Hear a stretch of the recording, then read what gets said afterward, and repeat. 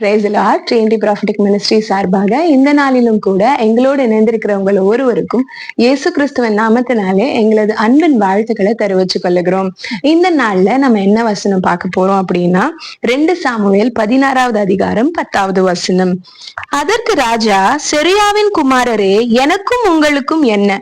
அவன் என்னை தூஷிக்கட்டும், தாவீதை தூஷிக்க வேண்டும் என்று கர்த்தர் அவனுக்கு சொன்னார். ஆகையால் ஏன் இப்படி செய்கிறாய் என்று கேட்கத்தக்க யார் என்றான். இந்த நேரத்துல கூட நம்ம என்ன பார்க்க போறோம்னா, தாவீதும் சிமேயு அப்படின்றவன் தான் தாவீது தூஷித்திருக்கிறது.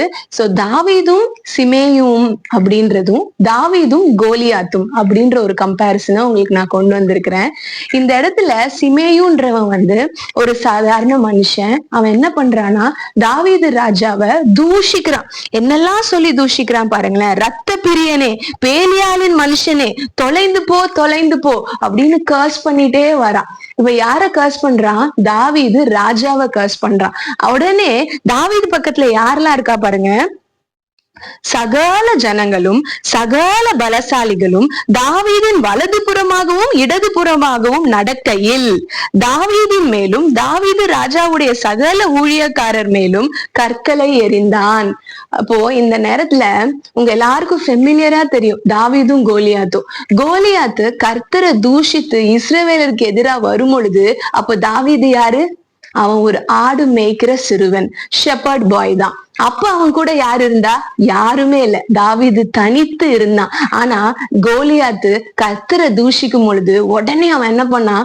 யாருமே அவனை கூப்பிடல. ஆனா அவன் தைரியமா முன்னாடி சேனைகளின் கர்த்தரை நிந்திக்க, விருத்த சேதனம் இல்லாத நீ யாரு அப்படின்னு சொல்லி கேட்டு, உன்னை கர்த்தர் என் கைக்கு ஒப்பு வச்சு இந்த நாள்ல கர்த்தரே தேவன் அவர் ப்ரூவ் பண்ணுவாரு அப்படின்னு எல்லாம் போய் கோலியாத் முன்னாடி நின்ன தாவீது இந்த இடத்துல பாருங்களேன்.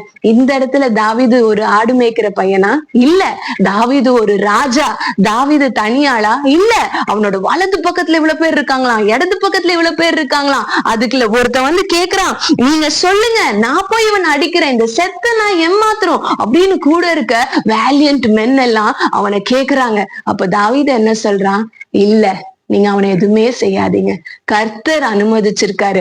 என்னை தூஷிக்க கர்த்தர் அவனை எனக்கு இன்னைக்கு கட்டளை கொடுத்திருக்காரு. அவனை விட்டுடுங்க அப்படின்றாங்க. இந்த நாள்ல நம்ம எப்படி இருக்கிறோம்? கர்த்தரை யாராச்சும் ஏதாவது சொன்னா நம்ம அமைதியா இருக்கிறோம். ஆனா நம்மள யாராச்சும் ஏதாச்சும் ஒரு வார்த்தை சொன்னா என்ன பண்றோம்? உடனே நமக்கு கோவம் வந்துருது. உடனே நம்ம அவங்கள திருப்பி பேசிடுறோம். உடனே நம்ம அவங்களுக்கு ப்ரூவ் பண்ணணும்னு நினைக்கிறோம். ஆனா நம்ம ஜீசஸ பார்த்து, நம்ம இயேசு கிறிஸ்துவ பார்த்து, கர்த்தரை பார்த்து ஏதாவது ஒரு காரியத்தை சொல்லும் பொழுது நமக்கு கோபம் வருதா?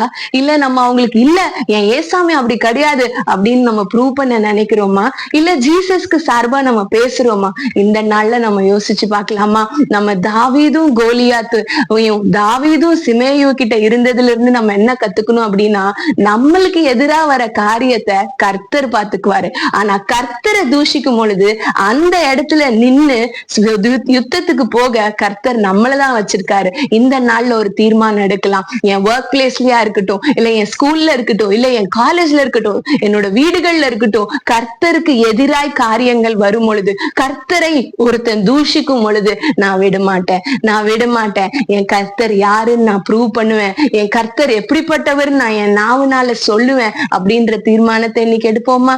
கர்த்தாவே நன்றி ராஜா. ஆண்டவரே, இந்த தாவீதின் இடத்திலிருந்து நாங்க நிறைய காரியங்களை கற்றுக்கொண்டு இருக்கிறோம் சுவாமி. அப்பா, இப்பொழுதும் கூட இந்த தாவீதின் இருதயத்தை எங்களுக்கு தருவீங்களா? எங்களை மனுஷங்க தூஷிக்கும் பொழுது கர்த்தர் பார்த்து கொள்ளுவார்னு சொல்லவும், உங்க நாமத்தை யாராச்சும் தூஷிக்கும் பொழுது நாங்க எழுந்தருளுகிற அந்த தைரியத்தையும் கிருபையும் எங்களுக்கு இந்த நாள்ல தருவீங்களா சுவாமி? ஆசீர்வதிங்க.